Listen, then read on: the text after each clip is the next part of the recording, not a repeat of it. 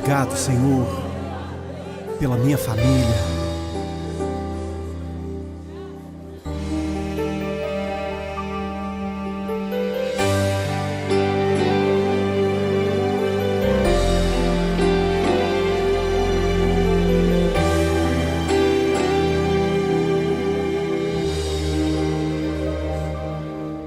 Te agradeço pela minha família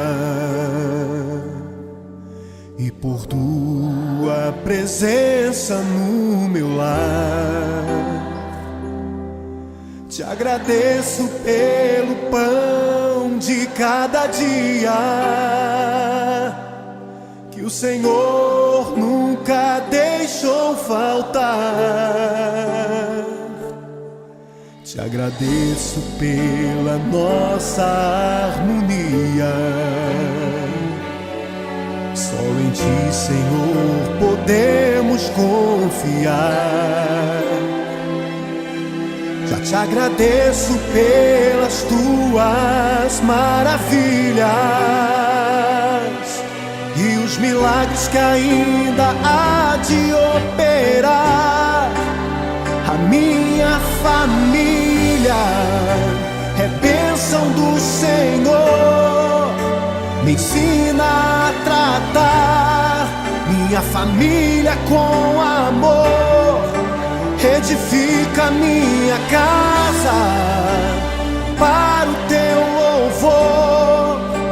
A minha família é um presente do Senhor.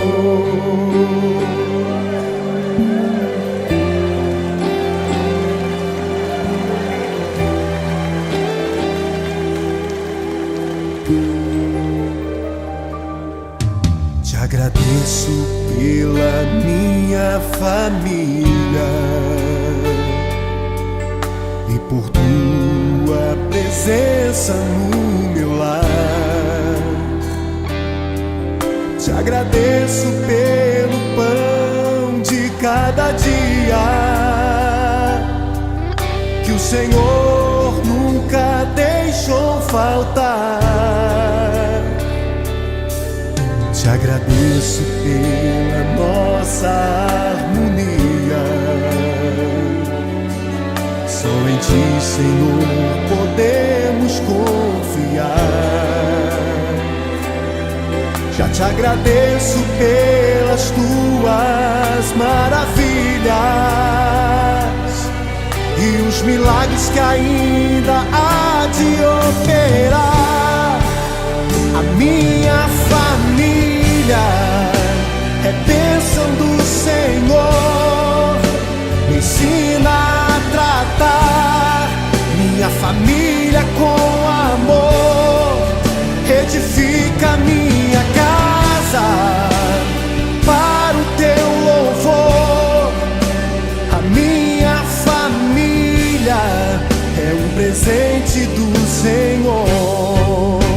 A minha família é bênção do Senhor.